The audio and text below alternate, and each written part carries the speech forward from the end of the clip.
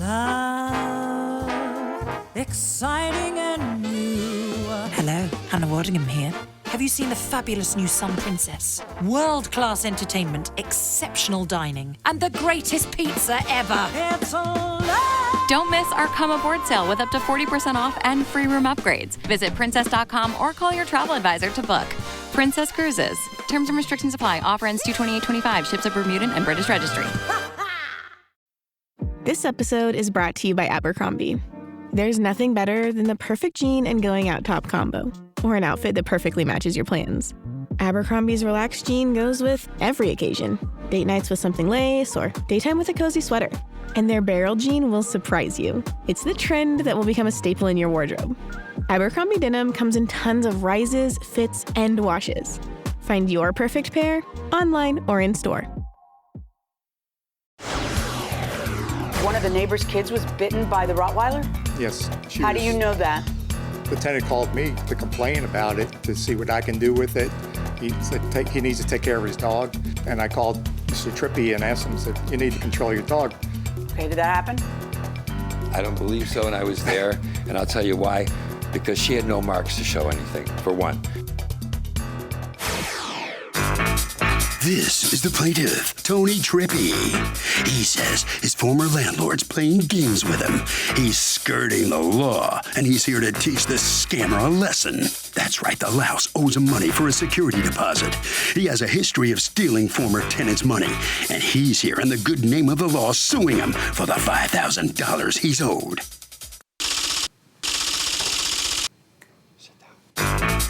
This is the defendant, Nick Biba. He says the plaintiff was a nightmare tenant whose 100-pound service dog bit a little girl. He almost burned the place down when the stove caught on fire, and he was even arrested once. He wishes the plaintiff good luck today in court with the judge, but knows he'll be the one walking out of here the victor. He's accused of causing a tenant tantrum. The defendant has filed a countersuit for $1,165.94 for additional damages. All parties, please do right here. What you are about to witness is real. The participants are not actors. They are actual litigants with a case pending in civil court. Both parties have agreed to drop their claims and have their cases settled here before Judge Marilyn Milian in our forum, the People's Court. Be seated, come to order, please.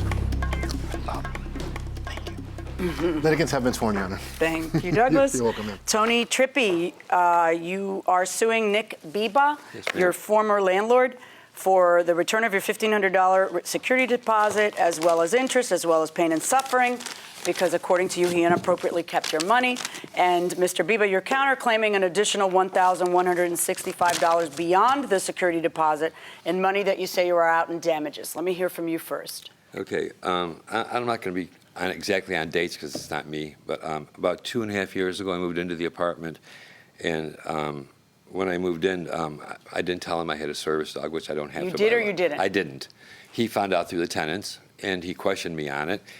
And why didn't you tell him you had a service dog? It's not important that I do it by law.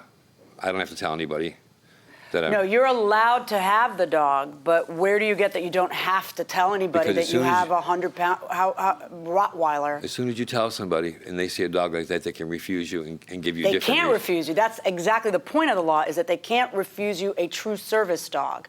But go ahead. Anyway, so you move in, he finds out about the dog, he gets upset, but he can't do anything. So he met the dog. He was fine with the dog.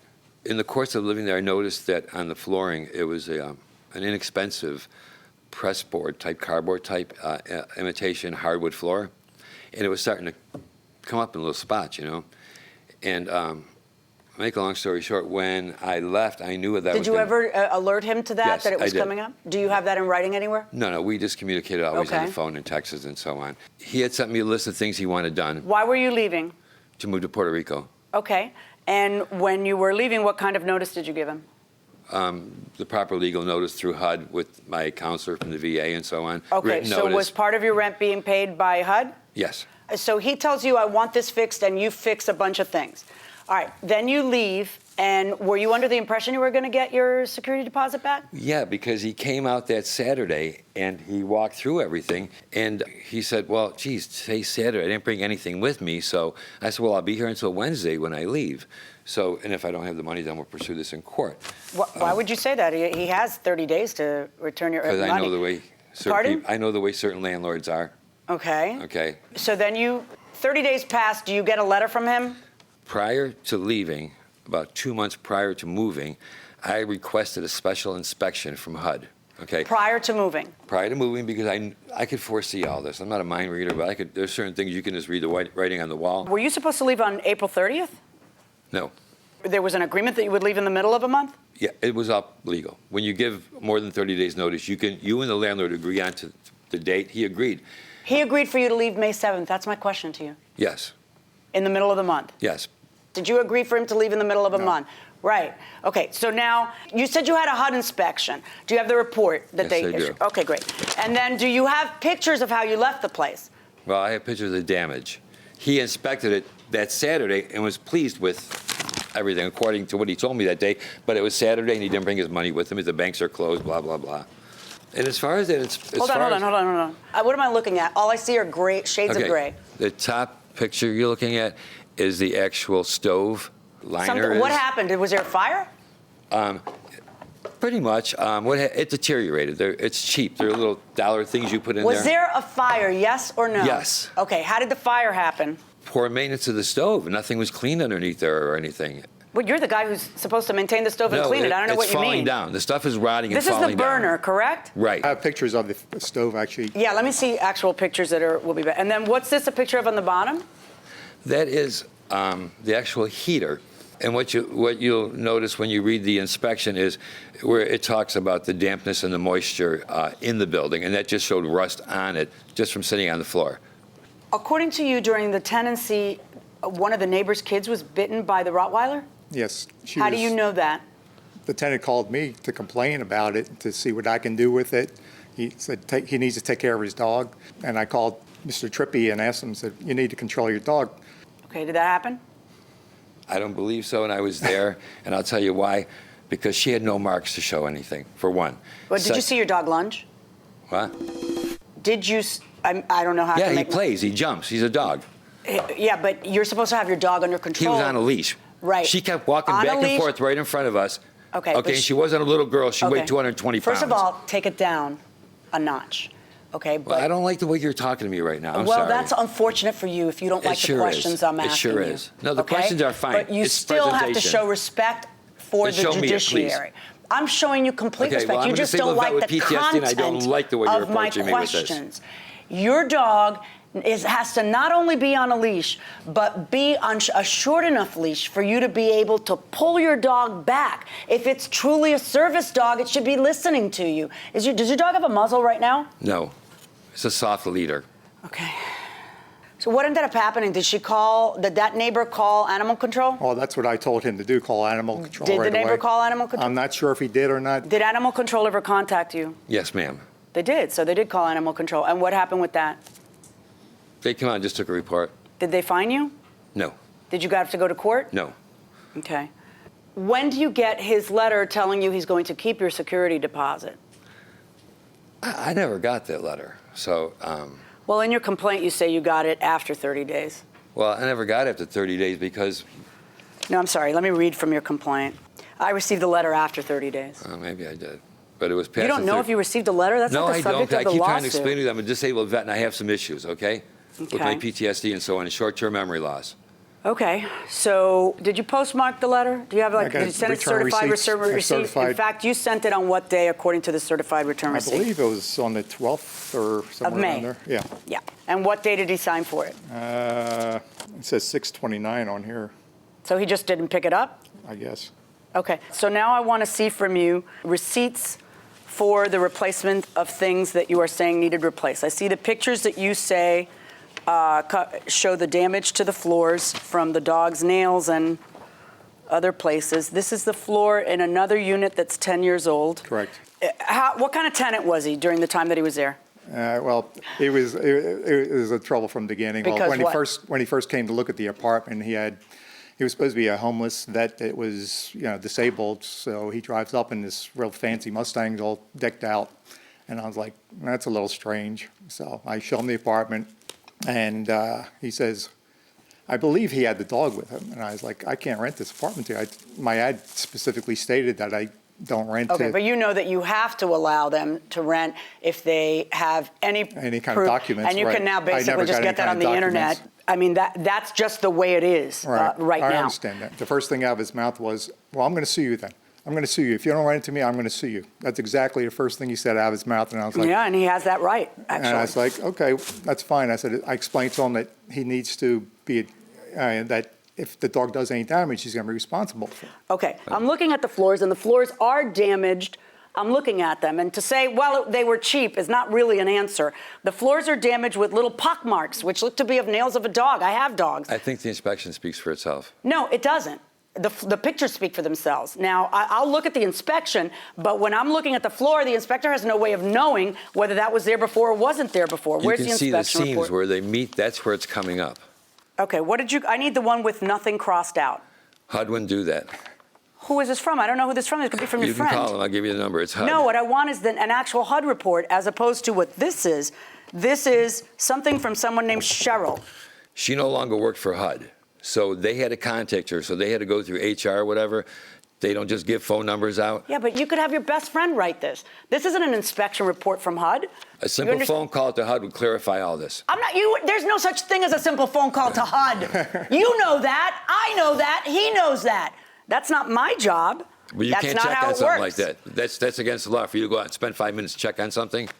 Are you kidding me? Wow.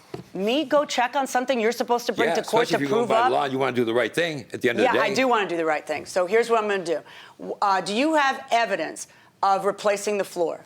I actually brought flooring with me to prove to you. This is the flooring that Wait, came hold out. on. This is from the apartment? This is from the apartment. Let me see that. Okay, let's see it and I'll have pictures of the apartment after it was done. Okay. Yep. And when you say it was done, are you the one who did it? Is that why Well, you don't? I had the tile work done by somebody else, and Do you have a receipt for that? no, I don't. The guy was supposed to email me one, he never did. Notice the seams. And there's a picture also of the new stove. No, there's nothing wrong with these seams. What I see are on the the holes in photos. it from the If you dog. look at the seams in the photos, you'll see Yeah, what I I'm did, talking but about. right now I'm moisture. not looking at that. I'm looking at Just kinda this, wanna where give what you I a- notice are the cuts on the floor from nails. Tell me what you have by way of The receipts. flooring I had in my warehouse. Here's what I don't want: words. I want receipts for things. So hand me receipts for things. I don't have it. Well, the guy was supposed to email me the receipt but for what the about tile. I the- don't have that. No, I have the itemized report there, actually. Your report is the same as your words in my courtroom. That is not evidence. So court is in recess, and I'm going to give you an opportunity to try to get those receipts that you're talking about. Welcome back to the People's Court. Harvey Levin here. Can a dog's nails, well, I'll ask you, your dog, you have a dog, could your dog's nails put holes in a hardwood floor? What do you think? No, Why? I mean, they're sharp. because they're not really that sharp, but They're pretty sharp. They're actually pretty sharp. This dog's gonna kill me. What was the question? Oh, the question was, could this dog's nails, touch the nails, touch them real quick, could they put holes in a hardwood floor? No way. Really? No way it could. Okay. I'm a minority of one here, going inside the courtroom. Okay. So I took a recess to see if you would be able to get any receipts or third-party proof of the damages. Were you able to get any? I couldn't get a hold of the guy. And we also invited you to go ahead and call HUD with a staff member of mine and actually verified that this is a woman who worked for HUD and who wanted to add that to the file. HUD didn't add it to the file, but it's an email from somebody who used to work for HUD to somebody who does work for HUD telling them to add it to the file. And they didn't, and probably because she was proclaiming what the damage to the floor was from, and it was kind of not HUD's business to do, but certainly that's what she was saying. It is cheap laminate floor that's on there. I'm looking at the pictures, and I do see, in the seams certain problems, but I also see divots that are the classic evidence of damage from nails of a dog. Now, it would be oh so peachy keen if you actually came to court with proof of the things that you want to declare is owed to you, because you are not only trying to keep his $1,500, you are also suing for an additional $1,100. So you're going to get stuck with whatever I deem appropriate. Okay? So what have we got? I'm going to allow $350 for the stove, which clearly was a result of fire. Regarding the laminate floor, That's not quite as clear to me. And you're asking for a whole lot of money for that with a whole very little a part of proof. You don't have a receipt. You don't have an estimate. I'm going to allow you to keep the original $1,500 on the plaintiff's lawsuit against you. I find in your favor. As far as your counterclaim against him, I find that because you don't have the additional proof that I would require for that kind of an amount, I find in his favor on that. That's my verdict. Good luck, folks. Hold on, please. Well, here comes the plaintiff, Mr. Trippi. Sorry, obviously you can't be too happy about the outcome. I'm okay with that. I'm okay with really? that. Yeah, sure. You know, whatever the law says it is, it is. Okay. Let me ask you a quick question. You never explained what the service dog, what's his name? Max. What's he do? How does he help you? He performs several tasks for me. That's what I mean. And that's specifically. Well, Can you? specifically, he'll carry my meds for me. If I'm down on the ground or on the beach or something, he'll allow himself to stand still and support me to get me up. So he does several. Is he a good boy? Excellent. Good luck with him. All right. Thank you very much. Okay. Now, here comes Mr. Bieber. He is the defendant, and you're going to keep the security. So you okay with that? Yes. You didn't get the rest because you didn't have receipts. You know? You need receipts. You need evidence. I need receipts. You're correct. You watch the people's court at all? No. No? Well, that's your problem. I'm working usually during the day. That's a problem. Take time off, watch people's court, and you win the next time. Okay, sounds good. Good luck to you. Thank you. Thank you very much. Harvey? Doug, the judge did what they call rough justice, which you can do in small claims court. They'd lose in a bigger court because there you have to prove damages to the dollar, but the judge is allowed to do justice here. And that will do it for this case. Litigants for the next case on the way into the courtroom right now. My dad works in B2B marketing. He came by my school for career day and said he was a big ROAS man. Then he told everyone how much he loved calculating his return on ad spend. My friends still laugh at me to this day. Not everyone gets B2B, but with LinkedIn, you'll be able to reach people who do. Get a $100 credit on your next ad campaign. Go to linkedin.com/results to claim your credit. That's linkedin.com/results. Terms and conditions apply. LinkedIn, the place to be, to be. The last thing you want to hear when you need your auto insurance most is a robot with countless irrelevant menu options. Which is why with USAA Auto Insurance, you'll get great service that is easy and reliable, all at the touch of a button. Get a quote today. Restrictions apply. This is the plaintiff, Rosalie Cuesta. She says the defendant's a nasty neighbor who had her car illegally towed, and she has had enough of his constant harassment. She never did anything to him. She was forced to pay $246.09 for this bogus tow, and is suing him here and now for the return of her hard-earned money.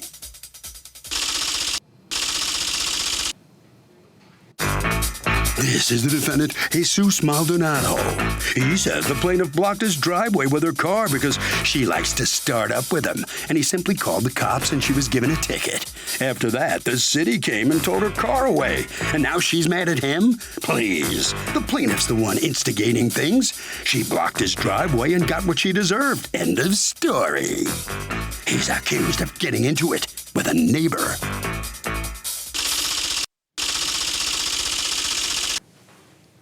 All parties, please raise your right hands. Welcome back to the People's Court. Next case on the docket. The plaintiff says her neighbor had her car towed and she's just one big harasser. But the defendant says the plaintiff was blocking the driveway so tough, it's the case of you drive me crazy. Thank you, Douglas. You're welcome, ma'am. Okay, Ms. Cuesta, you are suing Mr. Maldonado for $246.09, which is the money that you paid to a tow truck company that towed your car when he called them. Okay, what happened? My mom owns a property across the street from the Maldonados, and there's hardly any parking on the block. And my brother was parking there prior to them becoming homeowners, and then when they became homeowners, it became an issue.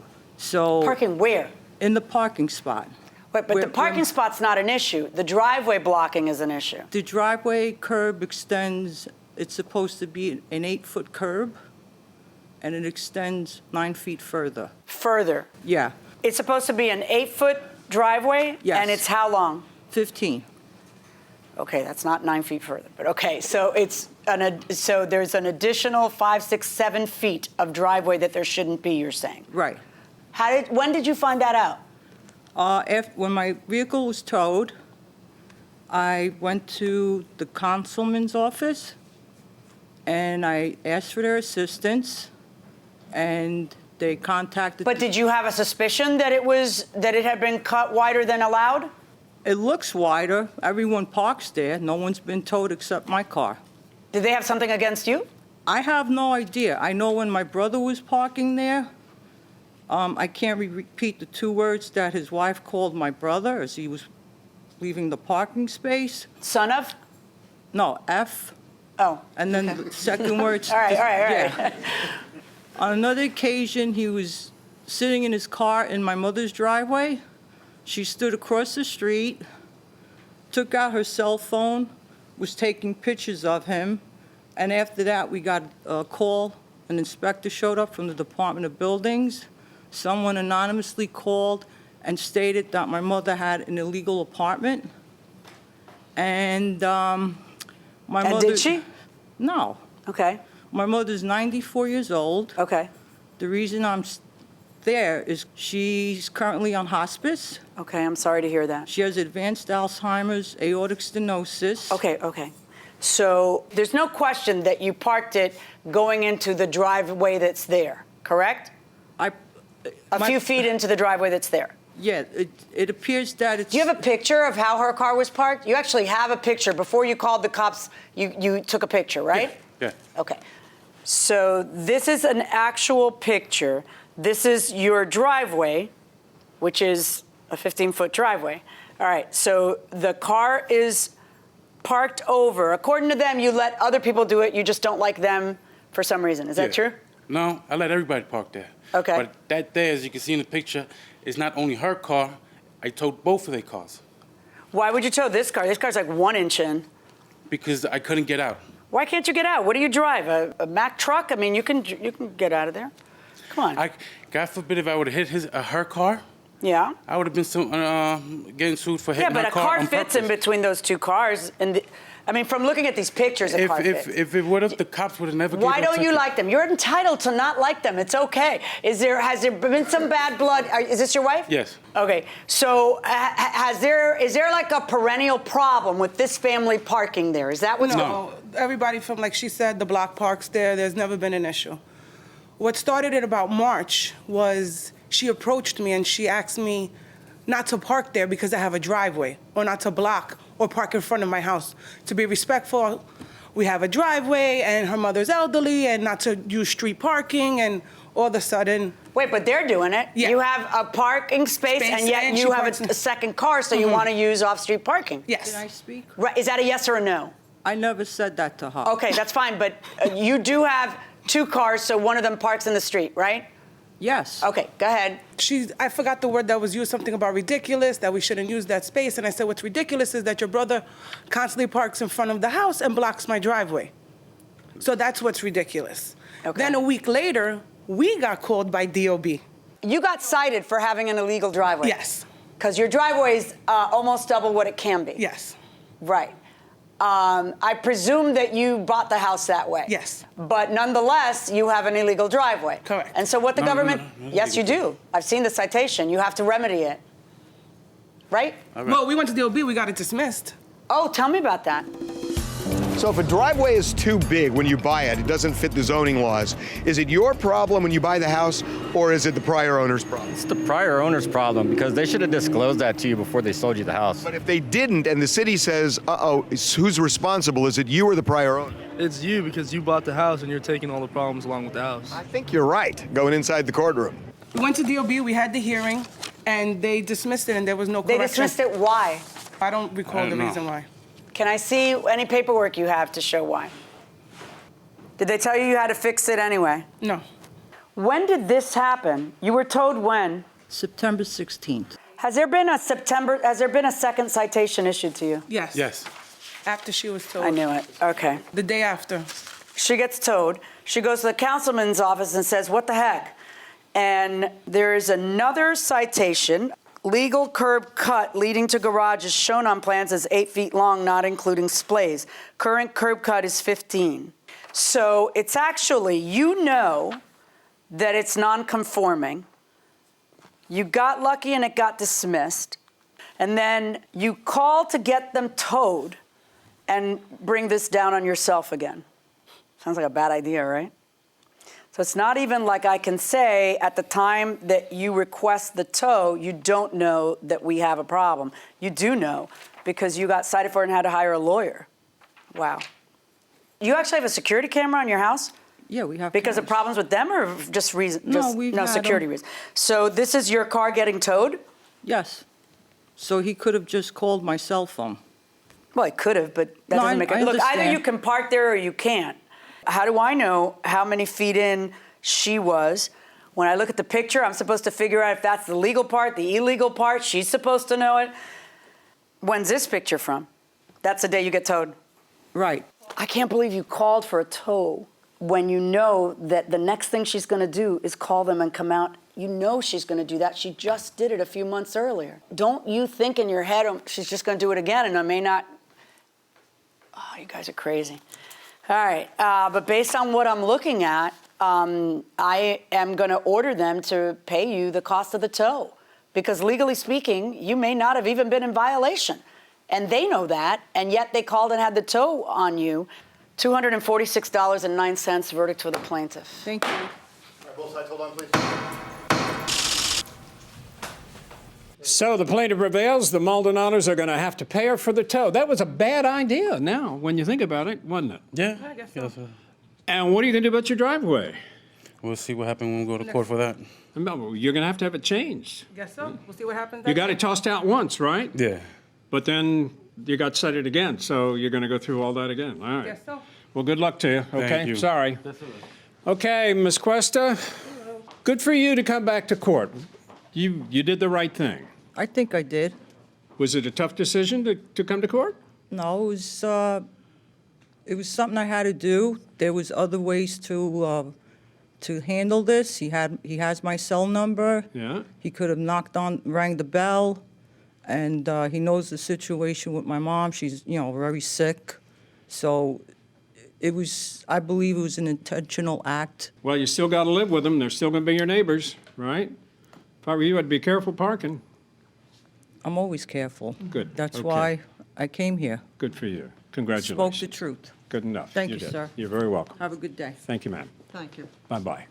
Doug, I got to tell you, this is a perfect example because we've seen a lot of these cases that if you have somebody's car towed, you better make sure you are 100% correct.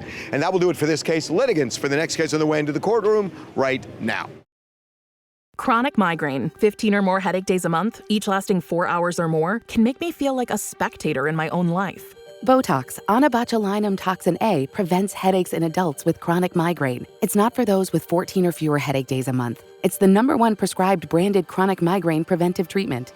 Prescription Botox is injected by your doctor. Effects of Botox may spread hours to weeks after injection, causing serious symptoms. Alert your doctor right away, as difficulty swallowing, speaking, breathing, eye problems, or muscle weakness can be signs of a life-threatening condition. Patients with these conditions before injection are at highest risk. Side effects may include allergic reactions, neck and injection site pain, fatigue, and headache. Allergic reactions can include rash, welts, asthma symptoms, and dizziness. Don't receive Botox if there's a skin infection. Tell your doctor your medical history, muscle or nerve conditions, including ALS, Lou Gehrig's disease, myasthenia gravis, or Lambert-Eaton syndrome, and medications, including botulinum toxins, as these may increase the risk of serious side effects.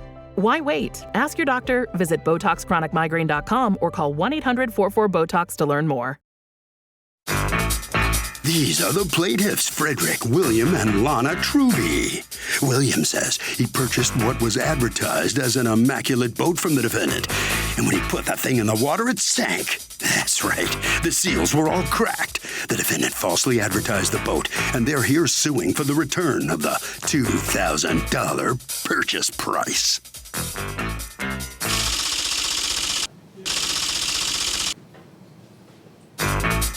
This is the defendant, Antone Souza. He says the plaintiff bought the boat without putting it in the water first or testing it out. When he winterized the boat, it was in great condition and was most definitely seaworthy. The plaintiffs could have done a million things to the boat after they bought it. He bears no responsibility for it once he sold it to them and owes them nothing. He's accused of taking advantage of landlubbers.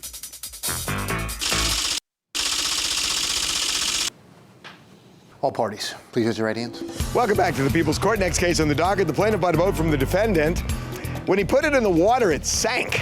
But the defendant says it was fine when he sold it. It's the case of this boat don't float. Thank you, Douglas. Frederick, William, and Lana Traub, you are suing Anton Souza for $2,000.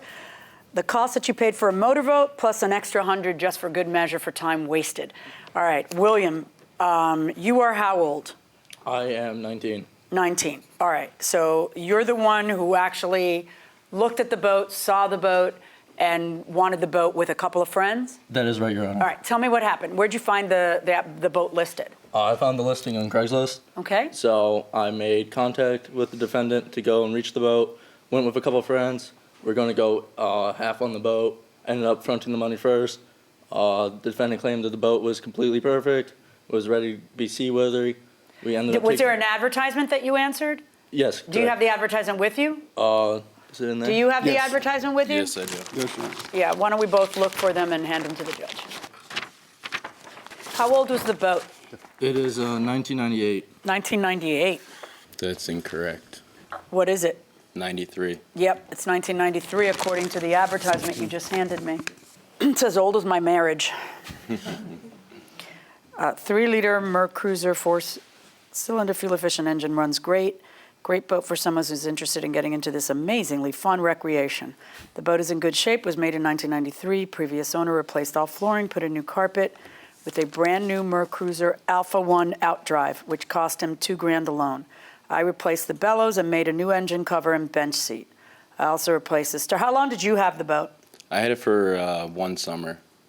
I also replaced the starter, battery, and alternator, so this vessel should be reliable for many years. The boat runs good. I am willing to start her up on muffs at my house for a serious buyer. I am selling because I bought a bigger boat with a cuddy cabin the end of last summer, need to make space in my yard. Listed for a reasonable price. What did you list it for? $2,300. Listed for a very reasonable price in hope of a quick sale so I can enjoy my time on the lake instead of showing the boat to a bunch of people on the weekends. Being sold as is and will take cash only. Okay.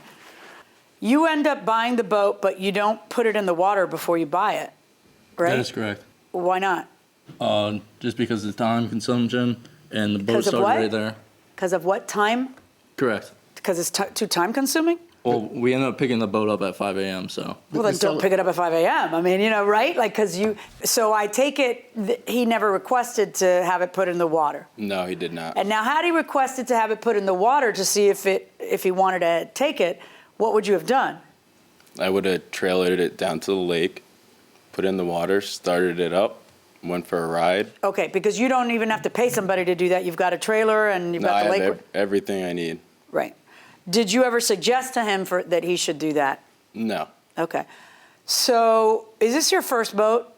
No, it's not, Your Honor. It's not? It's my second. So why wouldn't you make sure I thought you were some landlubber. Well, why wouldn't you want to test the boat out? He did, Your Honor. In fact, Wait, hold on, Dad. I know he's only 19. I'm going to be with you in a second, I promise. Well, why didn't you test the boat? I want to hear his answer first.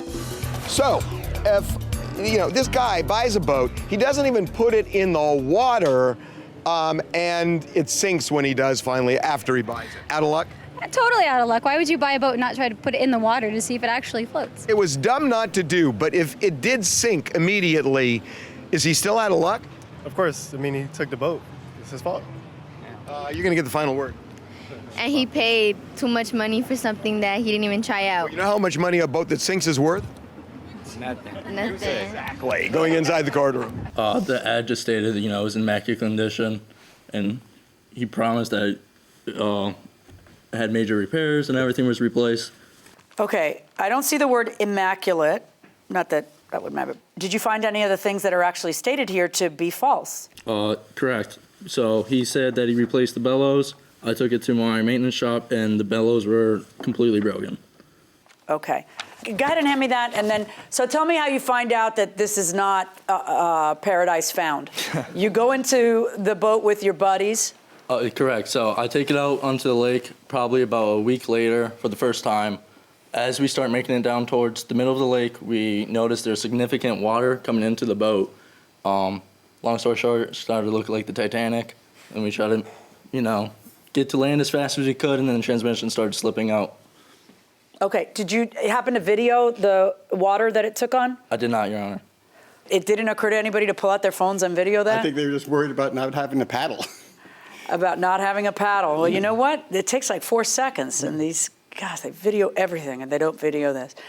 All right, so Dad, what did you want to tell me? I believe we submitted some text messages for evidence, and if you look at the text messages, we did request that the boat go into the water, and the defendant denied that. Okay, so then don't buy it, right? That's your option, but let me see those text messages. What are bellows? They're just pieces of rubber tubes that are corrugated, that are meant to flex, and they go from the back of the boat to the outdrive to seal out any water. And there's one for exhaust, because the exhaust gets let out underwater. And there's like 3 or 4 different ones, and it seals out any water. Okay, basically. you had replaced the bellows. Yes. Do you have the receipts for that with you, or did you No. come empty-handed today? Okay, and then you say that you took it somewhere that said these bellows have not been replaced. That is correct, Your May Honor. I see the report from whoever it is that you said that? You have it there, Your Honor. Inspect boat for water leakage. Inspect bellows. Drive shaft below is torn. Property is damaged, lightly hit rocks. Engine runs and pumps water. No water test was performed to determine if there is any gear case or lower unit issues. No further diagnosis. What did you say I was supposed to see in this? The bellows, the torn bellows photograph. That's so. Where is that? What part of the boat? On the drive shaft. Does anybody have a picture of the boat? Yes, Your Honor. Okay. Is this Mo, Curly, and Larry? All right, that's a boat. Where's the, is this the Fateful Cruise, all of you? Yep. All that crew? Yes, Your Honor. Where is this on the boat? It goes in between the furthest point of the back of the boat, against the back of the boat, to the outdrive, the part that propels you. What's the outdrive? The outdrive's the part that the propeller's connected to, and that steers back and forth and goes up and down. That's torn there. Yeah, that's part of routine maintenance. Okay, but they're accusing you of lying about having replaced all of the bellows if that's torn like that. What's your response to that? I replaced it the summer prior, and then I used the boat for the summer, and then I winterized it, put it away for the winter, and then in the spring I put it up for sale, and that they were the first ones that So wanted other to buy than it. that it's torn, do you have any other evidence that he didn't, quote, replace the bellows? Just that it's torn. Just that it's torn. Okay. According to my opinion of the repair shop, he felt that bellows had not been replaced. Do you have that in writing somewhere? Yes, I Because do, that's right not here. Right here. Okay, let's see that. Where does this say that he never replaced the bellows? He said the concentrate on the bellows. He sent me a bunch Concentrate of on a torn bellow. I understand Correct. that. What he Correct. says is, I replaced them. I used the boat all summer, so maybe something happened. But I got to find him to be lying about having replaced the bellows last summer. What day was the sale? July 6th, Your Honor. July 6th. Okay. On July 10th, you say, hey, just wondering of the boat. I presume that was if the boat was taking on water and tranny slipping beforehand. Yes. Not what kind of charlatan are you? He says, okay, hey, no, you answer, hey, no, it wasn't leaking or slipping when I took it out of the water last year. And then 3 days later, he says, hey, as it stands now, this boat is not seaworthy or safe. It requires a lot of major repairs despite your claim that it was ready to go. When could I make arrangements to return the boat to you and receive a refund? All right, so let's talk about those 3 days in July. Did you take it to the mechanic during that time? I did, Your Honor. And then they tell you what? That what do you have to do to it? What's the estimate that it's going to cost to do to it? To remove outdrive and replace bellows, cost would be approximately $800 to $1,000. Yes, What did you pay for the boat? $1,900, Your Honor. Is that cracked bellows? Is that the reason why it's taking on water, or was there some other reason it was taking on water? That is the reason. What's your response to this? It's that's part of routine maintenance, and they didn't take the boat. They didn't ask me to take the boat in the water and try it. And you had said that there were some texts that I was going to see that show that you asked and you weren't allowed to take it on. I'd like to see that. Did that happen? Did they text you, we'd like to take it out? Not that I recall. What did you pay when you changed the bellows? It cost me about $140, and I did it myself. Oh. Why is he being quoted $800 to $1,000? Because that's what you pay for a boat mechanic. It's a luxury item. Tell me about it. What are the happiest 2 days in a boat owner's life? And they buy it and sell it. They buy it, they sell it. What were you looking for? Did you find the text? No, Your Honor, I didn't. No, you didn't, because you never asked to test drive it. It's an as-is sale, my friend. I feel bad for you, because I can imagine that it was not a very good boating day that day. But you're going to have to put some money into this used boat. And that's on you, not on him, unless, you have testimony from this individual who will say there is no way that was replaced. If you can just, you're expecting me to look at it and say, you didn't replace it. You're a liar, give him his money back. But if it's that easy, why didn't your guy say that? Well, I guess our contention was just in the ad where it said the boat runs good. Yeah, that's the worst contention you can have. And I know that lay people think that because boats run good is a warranty. But the law is very, very clear that saying things like it runs well, which is how you should have said it, runs well, and it is a cream puff, and it, awesome boat, those are not warranty statements. There has to be a specific warranty, which there is zero on an as-is sale, or a specific lie. I changed it, and your guy's able to say that was not changed in the last year, which your guy doesn't say. So if your guy doesn't say it, I'm not able to say it either. And my verdict in this case is for the defendant.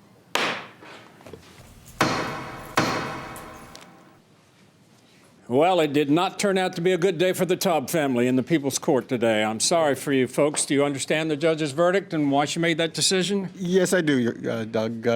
Obviously, life is about learning experiences, and he learned an experience here for the next The hard time. way. The hard way, yes. The hard way. The boat is where at the moment? It's in storage at the marina. Okay. I got the impression it was on the bottom of the ocean. Luckily, no. Yeah, okay, very good. Sorry about that. Okay, next time, test drive. Will do. Right? Test drive. Cars and boats. Good enough. Thank you very much. Okay. Okie dokes, Mr. Souza, what do you have to say? I sold them a boat as is, and they didn't like what they bought. They didn't have a mechanic check it out. They didn't test it on the water. They got what they paid for. So the advice is test drive. Test right? drive it, or if you don't know about it, get a professional to check it out for you. Had they test driven it, do you think it would have been all right at that time or not? Well, apparently not if it was damaged prior to selling. Yeah. And I just didn't know it. Thank you very much. Congratulations. Okay. You're lucky. Harvey? Okay, the only way, Doug, that this guy could end up getting his money from the defendant is if he could prove fraud. If the defendant knew there was something materially wrong with the boat when he sold it, even if the plaintiff was dumb and didn't get it checked out, he could argue fraud.